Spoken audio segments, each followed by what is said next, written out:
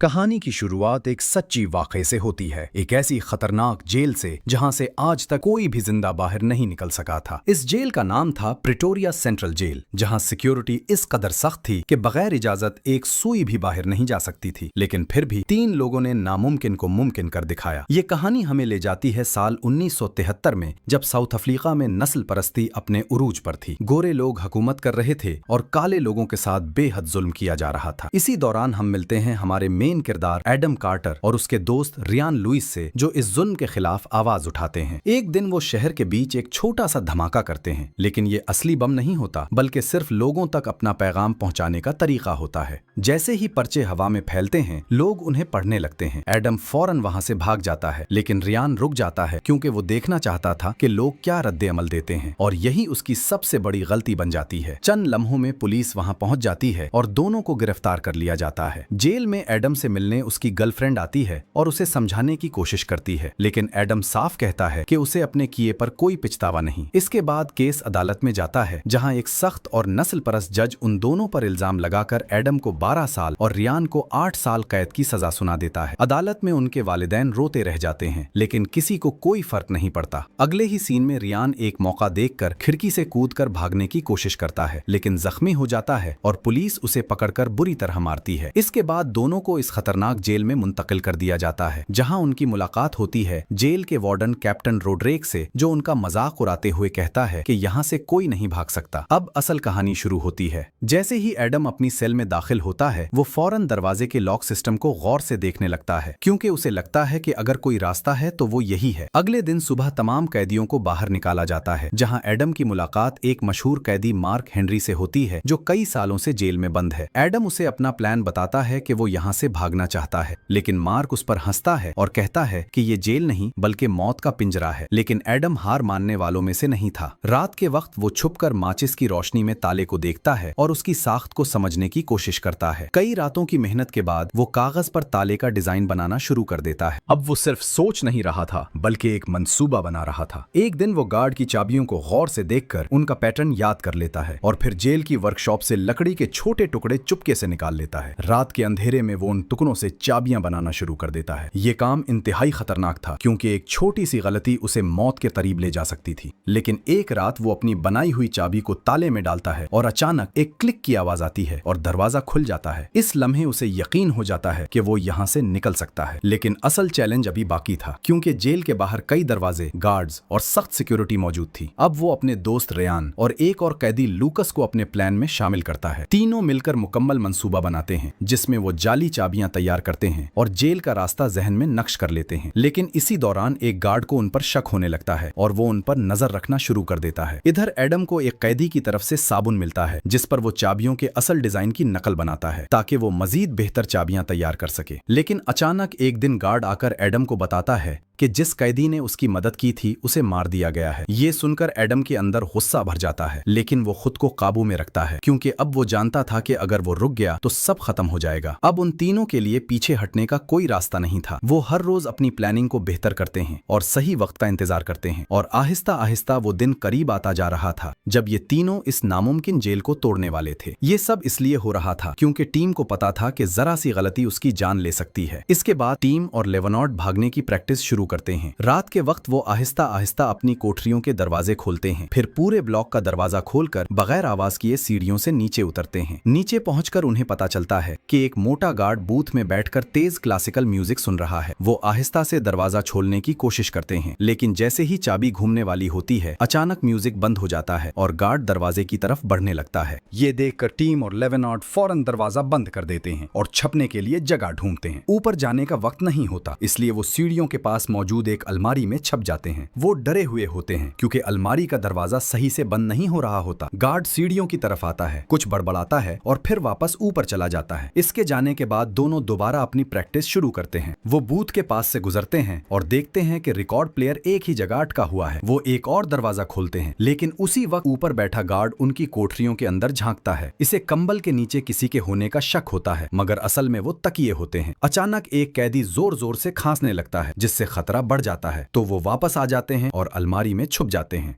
Guard नीचे आता है, फर्श पर पसीने के कतरे देखता है मगर ज्यादा ध्यान नहीं देता और चला जाता है। दोनों सुकून का सांस लेते हुए वापस अपनी कोठरियों में चले जाते हैं। अगली सुबह कैप्टन स्नेपल टीम की कोठरी में आता है और उसे देर तक सोने पर डांटता है। इसे शक हो जाता है कि टीम रात भर जाग रहा था। टीम कुछ नहीं बताता और माफी मांगता रहता है। इसी दौरान गार्ड्स लेवेनार्ड की कोठरी की तलाशी लेते हैं और उसके बेटे के खतूत फाड़ देते हैं, जिस पर लेवेनार्ड गुस्से में आ जाता है और उसे सजा के तौर पर अकेले कैद में डाल दिया जाता है। बाद में स्नेपल टीम का सामान चेक करता है और उसे लकड़ी की चाबी का एक टुकड़ा मिल जाता है। टीम घबरा जाता है लेकिन फौरन बहाना बना देता है कि ये फोटो स्टैंड है। स्नेपल को शक तो होता है मगर वो उसे छोड़ देता है। इस वाकये के बाद टीम को शदीद दबाव महसूस होने लगता है और उसे पैनिक अटैक भी आते हैं, मगर वो हिम्मत नहीं हारता और अपनी प्लानिंग जारी रखता है। वक्त के साथ वो 15 दरवाजों के लिए 39 चाबियां तैयार कर लेते हैं, लेकिन अब भी सबसे बड़ा मसला बाकी होता है, जेल से बाहर निकलना। आखिरकार वो तीनों फैसला करते हैं कि वो अकेले ही फरार होंगे। एक रात वो अपना प्लान शुरू करते हैं। टीम पहले अपनी कोठरी का दरवाजा खोलता है, फिर स्टीवन और लेवेनार्ड को आजाद करता है। वो डेंस को भी साथ चलने का कहते हैं मगर वो इनकार कर देता है। तीनों अपने छुपाए हुए कपड़े पहनते हैं और आहिस्ता आहिस्ता नीचे की तरफ बढ़ते हैं। नीचे एक मोटा गार्ड अलमारी में प्लेंजर ढूंढने आता है और उसे एक पेपर क्लिप नजर आती है जिससे खतरा बढ़ जाता है। इसी दौरान डेंस ऊपर शोर मचाकर गार्ड की तवज्जो हटा देता है, जिससे तीनों को आगे बढ़ने का मौका मिल जाता है। वो एक एक करके कई दरवाजे खोलते जाते हैं मगर अचानक एक इलेक्ट्रिक दरवाजा सामने आ जाता है। लेवेनार्ड वापस जाकर बटन दबाता है और दरवाजा खुल जाता है। अब वो आखिरी दरवाजे तक पहुंच जाते हैं लेकिन कोई भी चाबी उसे नहीं खोल पाती। वक्त कम होता जा रहा होता है, इसलिए लेवेनार्ड कटर से ताला काटना शुरू कर देता है जबकि टीम बाहर पहरा देता है। आखिरकार दरवाजा खुल जाता है और वो आगे बढ़ते हैं। बाहर एक गार्ड होता है मगर वो किसी तरह बचकर निकल जाते हैं। जैसे ही वो मरकजी गेट के बाहर पहुंचते हैं, उनके सामने आम शहर की सड़क होती है। वो बिल्कुल नॉर्मल लोगों की तरह चलते हुए वहां से निकल जाते हैं और किसी को शक नहीं होता। कुछ दूर जाकर वो एक टैक्सी में बैठ जाते हैं। अगली सुबह जेल में हलचल मच जाती है जब गार्ड को पता चलता है कि तीनों कैदी फरार हो चुके हैं। पूरे मुल्क में उनकी तलाश शुरू हो जाती है मगर वो कामयाबी से सरहद पार करके लंदन पहुंच जाते हैं। वहां जाकर वो दोबारा अपनी जद्दोजहद शुरू करते हैं, जबकि कई साल बाद डेंस गोल्डबर्ग को भी रिहा कर दिया जाता है। इसी के साथ ये कहानी खत्म हो जाती है।